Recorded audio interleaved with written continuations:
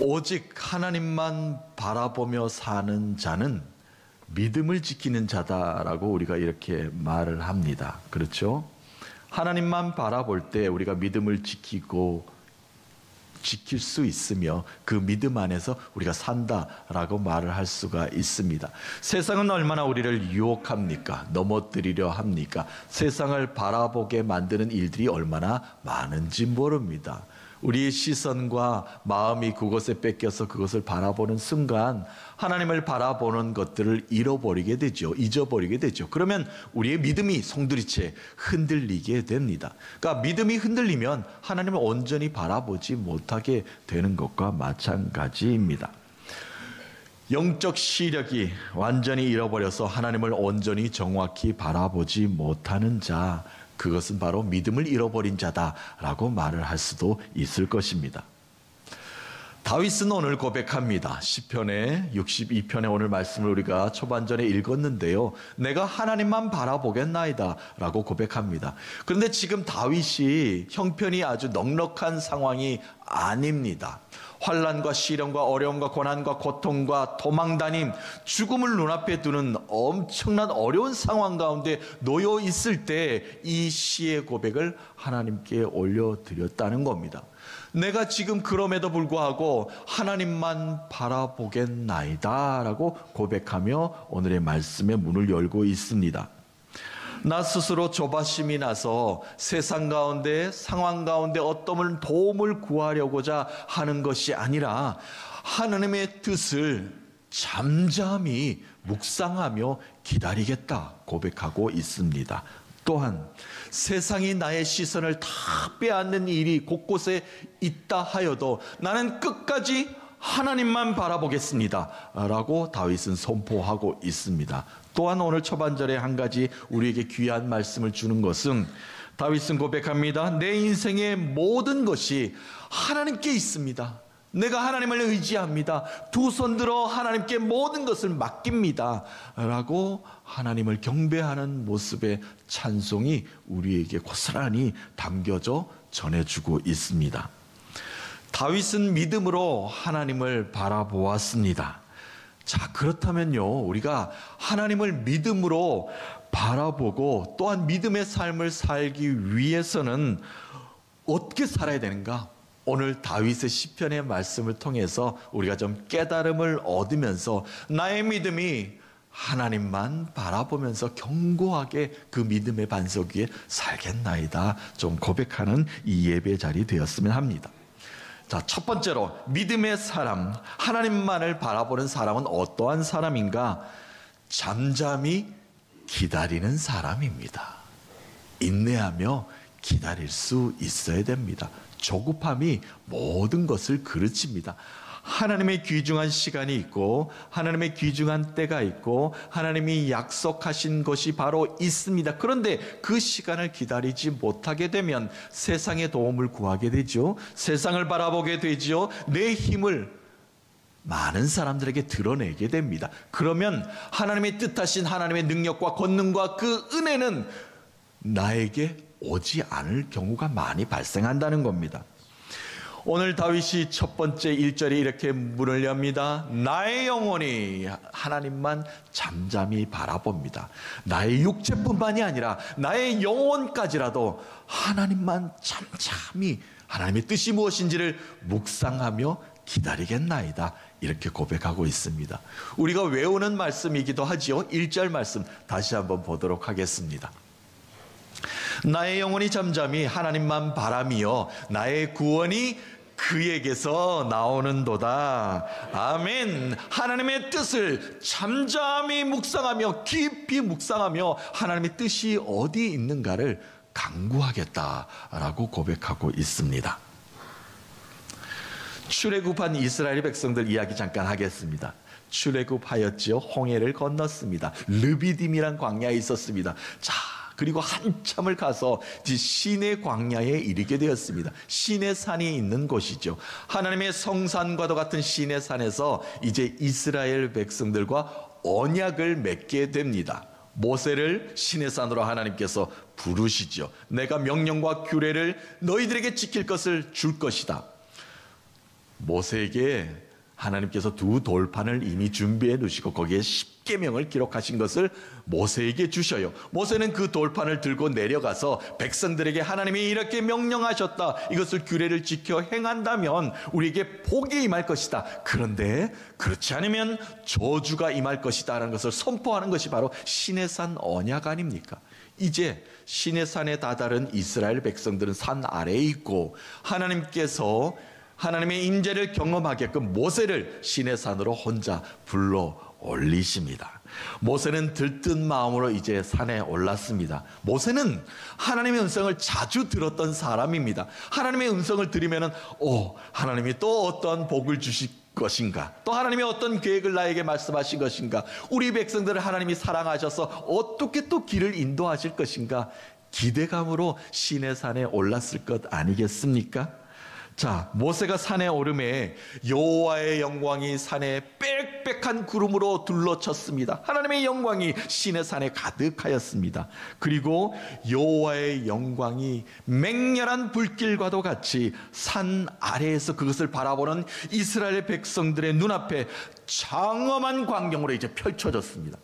하나님의 임재 가운데 이스라엘 백성들의 대표되는 모세가 지금 하나님을 만나러 시내산으로 올라갔습니다. 자, 그런데요, 모세를 부르신 하나님, 여호와의 임재의 구름이 시내산에서 가만히 머물기만 하고 6일이 그냥 지나버리는 겁니다. 모세에게 무언가 빨리 말씀을 하실 것만 같았는데 밑에서 바라보던 산 아래에 있는 백성들에게도 6일 동안 아무 일이 일어나고 있지 않는 광경이 지금 보이는 겁니다.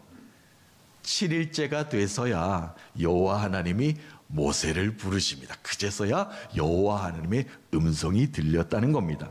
그제서야 모세가 하나님과 40주야간을 하나님의 명령을 받는 그 시간을 보내게 되죠. 우리가 잘 아는 말씀이기도 한데요, 다시 한번 볼까요? 출애굽기 24장의 말씀입니다.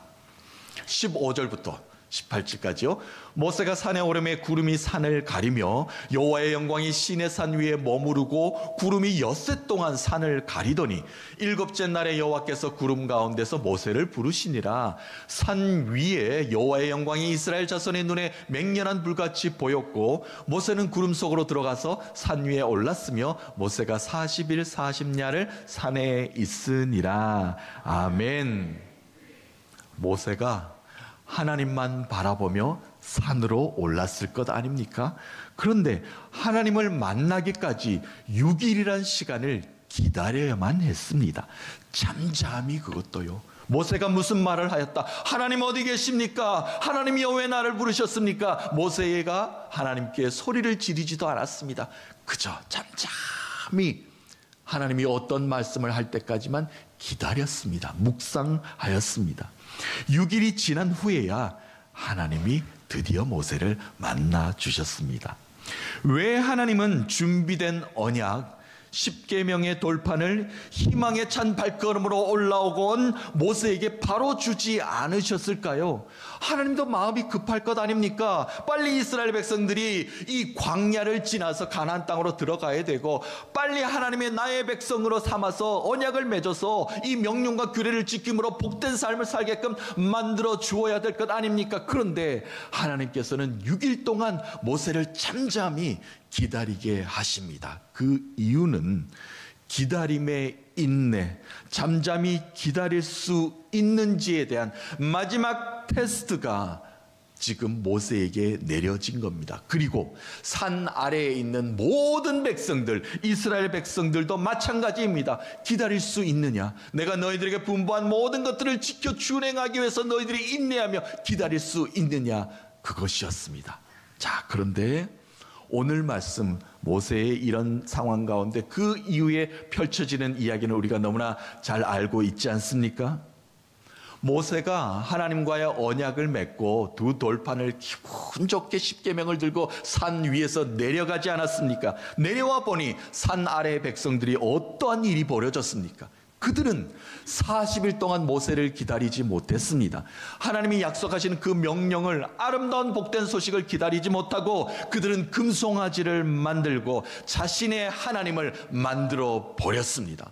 하나님은 지금 신의 성산에 계신데 자신들의 땅 아래에서 자신들의 신을 만들어 놓고 그곳에 춤을 추며 절하고 경배하였다라고 성경은 전하고 있습니다. 기다리지 못하면요, 하나님의 복을 누릴 수 없습니다. 인내하지 못하고 잠잠하지 못하면 하나님의 음성을 들을 수가 없습니다. 하나님을 바라보는 사람은 하나님의 뜻을 잠잠히 기다릴 수 있어야 합니다. 너희는 가만히 있어, 내가 하나님 됨을 너희들에게 알릴지어다. 이미 홍해를 건너기 전에 모세가 백성들에게 선포했던 말씀 아닙니까? 홍해는 나 스스로 혼자 건널 수 있는 바다가 아닙니다. 하나님이 문을 여실 때까지 기다려야 합니다. 이스라엘 백성들은 모세가 지팡이를 하나님의 능력과 권능으로 높이 들 때까지 그들은 아무것도 할 수가 없었습니다. 모세가 지팡이를 들었더니 홍해가 갈라진 것 아니겠습니까? 하나님이 말씀하시는 것을 우리가 잠잠히 기다릴 때, 그때 하나님이 문을 여십니다. 잠잠히 우리는 그 은혜를 간구해야 합니다. 사랑하는 성도 여러분, 주를 바라보는 믿음은 무엇입니까? 하나님이 나의 하나님 되심으로 능력과 권능이 내 삶 가운데 나타날 때, 참고 인내하며 믿음을 지키며 기다릴 때 하나님이 나에게 주시는 복이라는 것을 우리가 알아야 합니다. 우리의 영혼이 잠잠히 하나님만을 바라보며 구원을 노래하시는 하나님의 백성들 되시기를 주님의 이름으로 축원합니다. 두 번째로 오늘 다윗이 주는 말씀의 은혜는요, 믿음으로 하나님을 바라보는 살며 사는 사람은 유혹에 흔들리지 않는 사람입니다. 다윗은 담대하게 선포하였습니다. 오직 하나님만이 나의 반석이십니다. 오직 하나님만이 나의 구원이십니다. 오직 하나님이 나의 요새이시며 산성이십니다. 그러므로 내가 어떤 경우도 요동하며 흔들리지 않겠나이다. 그렇죠? 하나님은 어떠한 분이십니까? 전지전능하시고 이 천지 만물을 창조하신 하나님이 나의 하나님이신데 내가 무엇이 두렵겠습니까? 무엇이 염려가 됩니까? 무엇이 앞으로의 일 때문에 마음이 무너져 있을 수 있습니까? 하나님이 나의 주인 되신다는 것을 다윗은 정확하게 알았고 크게 흔들리지 않겠다라고 선포하고 있습니다. 오늘 말씀 5절 6절 말씀 다시 한번 더 보겠습니다. 나의 영혼아 잠잠히 하나님만 바라라. 무릇 나의 소망이 그로부터 나오는도다. 오직 그만이 나의 반석이시요 나의 구원이시요 나의 요새이시니 내가 흔들리지 아니하리로다. 아멘. 하나님만 바라보며 살겠다는 사람은요, 믿음을 지킬 의지가 있는 사람입니다. 의지가 없이 믿음을 지킬 수 없습니다. 강한 의지가 있어야 돼. 나는 하나님만 바라보겠나이다. 세상이 나를 유혹합니다. 세상에 바라볼 것이 너무나 많습니다. 그런데 그쪽으로 눈을 돌리지 않겠습니다. 오직 하나님만 바라보겠습니다. 하나님으로부터 오는 복을 내가 간구합니다 라고 살아야만, 그런 의지가 있을 때, 그 믿음을 지킬 때 하늘로부터 내려오는 복이 내 삶 가운데 충만할 수 있다는 것입니다. 유혹은 많습니다. 흔들릴 수 있습니다. 넘어질 수 있습니다. 실패할 수 있습니다. 실수할 수 있습니다. 간혹 그 모든 일들 때문에 어려움을 겪을 수도 있습니다. 그러나 우리는 다시 하나님을 바라볼 수 있는 방법을 알지 않습니까? 다시 하나님을 바라보면 됩니다. 하나님은 돌아오는 자를 용서해 주신다고 성경의 여러 곳에서 우리에게 말씀하고 계십니다. 하나님만 바라보면 됩니다. 영적인 어둠 가운데 계십니까? 혹여 하나님이 정확히 온전히 보이지 않는 분 계십니까? 하나님을 뚫어지라 한번 바라보십시오. 하나님이 말씀하시는 그 뜻이 잠잠히 우리의 삶 가운데 우리의 삶을 회복시켜 줄 줄로 믿습니다. 하나님의 명령과 규례를 지켜 행한다는 그런 각오가 우리에게 있을 때 우리는 세상의 유혹에 물들지 않는 것이고 세상의 모든 것들에 눈을 돌리지 않고 오직 하나님만 바라볼 수 있게 되는 것입니다. 남유다 이야기 잠깐 하겠습니다. 이스라엘이 북이스라엘과 남유다로 갈라지고 나서 북이스라엘은 이미 아수르에 무너졌고요. 남유다도 우상이 가득하였습니다. 예루살렘 하나님의 성에 우상을 섬기다니요, 하나님을 예배하지 않는 하나님의 백성들을 바라보고 하나님이 진노의 채찍을 드십니다. 심판하시기로 하십니다. 거대한 바벨론 제국을 들어서 이스라엘을 완전히, 남유다를, 예루살렘을 무너지게 만드는 사건이 있죠. 그때 눈물로 호소하며 돌아오십시오, 하나님이 모든 백성들을 용서하신다고 하셨습니다. 시간을 주십니다. 그때까지 돌아오게 된다면 하나님이 모든 것들을 용서해 줄 것입니다. 눈물로 호소했던 선지자가 바로 예레미야 선지자 아닙니까? 이 예레미야 선지자는 유대 백성들이 안타까웠던 겁니다. 유대 백성들은 하나님을 섬겨야 되고 의지해야 되는데 조금만 흉년이 들면은 나일강 저쪽 아래쪽으로 애굽 땅에 가서 곡식 창고에 그쪽에 가서 도움을 요청하는 겁니다. 그리고 사람과 사람들 사이에 서로 의지하면서 하나님을 의지하는 것을 잃어버리게 된 것이죠. 완전히 영적 질서가 파괴된 남유다의 모습을 보이고 말았습니다. 이에 예레미야가 하나님의 뜻을 받들어 선포합니다. 하나님을 의지하십시오.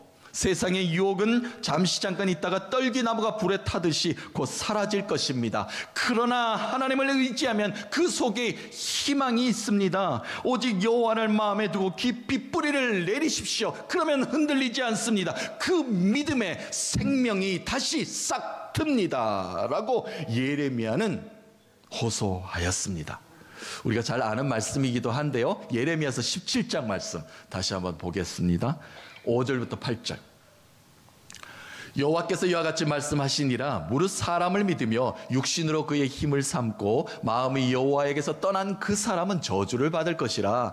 그는 사막의 떨기나무 같아서 좋은 일이 오는 것을 보지 못하고 광야 간조한 곳 건건한 땅 사람이 살지도 않는 땅에 살리라. 그러나 무릇 여호와를 의지하며 여호와를 의뢰하는 그 사람은 복을 받을 것이라. 8절. 그런 물가에 심어진 나무가 그 뿌리를 강변에 뻗치고 더위가 올지라도 두려워하지 아니하며 그 잎이 청청 하며 가무는 해에도 걱정이 없고 결실이 그치지 아니함 같으리라. 아멘. 그렇다는 겁니다. 하나님이 복을 주시면 그 안에 생명이 다시 싹 들 수 있다는 겁니다. 뿌리를 깊이 의지를 가지고 흔들리지 않는다면 그 믿음대로 생명이 큰 나무의 풍성함을 누릴 수 있게 될 것이다.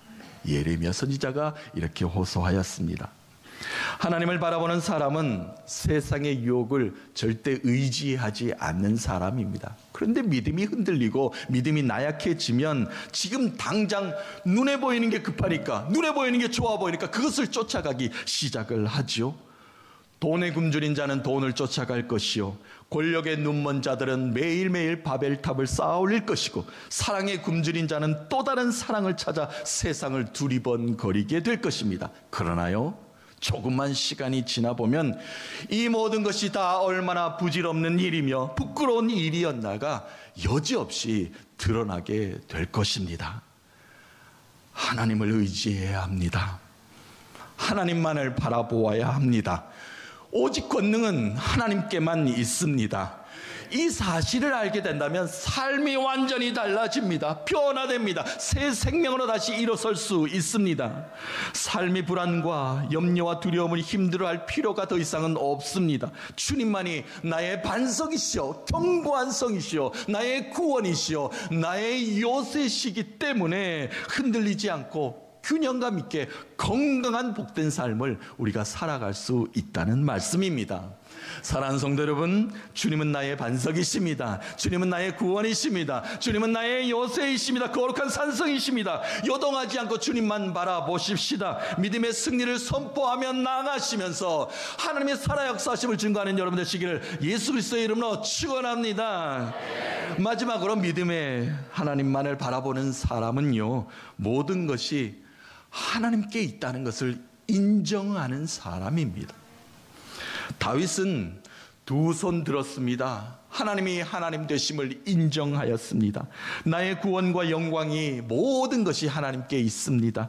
내 힘의 반석과 피난처 또한 하나님이십니다 라고 고백합니다. 오늘 마지막 7절 말씀 읽어보겠습니다. 나의 구원과 영광이 하나님께 있음이요 내 힘의 반석과 피난처도 하나님께 있도다. 아멘. 그렇죠. 피난처 되시는 하나님, 내가 어느 곳을 숨어 보십시오, 어디를 도망쳐 보십시오, 피할 곳이 있습니까? 그런데 마지막 되면 다 알지 않습니까? 나의 피난처는 오직 여호와 하나님이시다.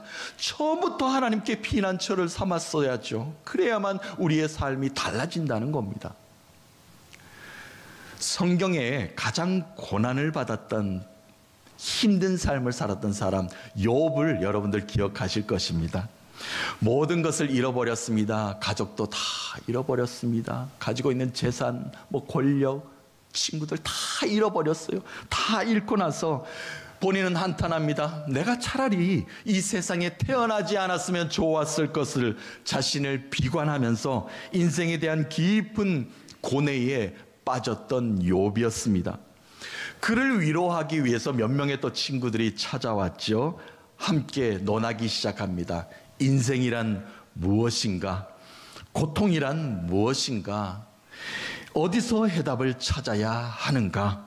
세상의 관점으로 이야기를 나누면서 깊은 대화, 토론을 오랜 장시간 동안 이야기를 나눕니다. 그러나 그 어느 곳에서도 시원한 대답을 찾지 못하였고 똑같은 얘기들만 맴돌 뿐이었습니다. 결론을 내리지 못하는 이야기만 맴돌았죠. 그런데 욥기 42장을 보면 놀라운 일이 펼쳐집니다. 욥은 결국 마지막에 가서야 귀한 깨달음을 한 가지 찾게 됩니다. 내가 피할 곳은 오직 여호와 한 분밖에 없었다. 내가 온전히 주님을 바라보지 못했기 때문에 세상의 언어들로, 세상의 말들로, 세상의 생각들로 내가 해답을 찾으려고 노력하였다. 그러나 오직 하나님께 답이 있다. 이제서야 내가 모든 것을 알고 회개하나이다. 욥은 마지막에 회개의 기도를 올려드립니다. 욥기 42장 2절부터 6절까지 말씀 다시 읽어보겠습니다. 주께서는 못하실 일이 없사오며 무슨 계획이든지 못 이루실 것이 없는 줄 아오니 무지한 말로 이치를 가르는 자가 누구오니까? 나는 깨닫지도 못한 일을 말하였고 스스로 알 수도 없고 헤아리기도 어려운 일을 말하였나이다. 내가 말하겠사오니 주는 들으시고 내가 주께 묻겠사오니 주여 내게 알게 하옵소서. 내가 주께 대하여 귀로 듣기만 하였사오나 이제는 눈으로 주를 배옵나이다. 6절 그러므로 내가 스스로 거두어드리고 티끌과 제 가운데에서 회개하나이다. 아멘. 하나님을 바라보는 자 하나님 앞에 엎드렸습니다. 내가 피할 곳은 오직 온전히 하나님을 바라보면서부터 시작된다는 귀한 깨달음을 욥은 마지막에 가서 깨달음을 얻었습니다. 사랑하는 성도 여러분, 이 한 주간 하나님만 바라보십시다. 오직 주님께 답이 있습니다. 잠잠히 하나님만 묵상하며 하나님의 뜻을 인내하며 기다리십시다. 든든한 나의 산성 되시는 주님으로 인하여 세상의 유혹 가운데 내 마음이 요동치는 일이 없도록 견고한 성 주님만 바라보십시다. 나의 피난처 되시는 주님을 의지하며 구원의 영광을 노래하게 만들어 주실 것입니다. 이 한 주간 하나님을 바라보시면서 찬송하는 우리의 발걸음이 복되게 만들어 주실 것입니다. 승리의 발걸음으로 만들어 주실 것입니다. 그 은혜의 여호와 하나님 주님을 찬송하시면서 한 주간 승리의 삶을 사시는 여러 성도님 되시기를 주님의 이름으로 축원합니다.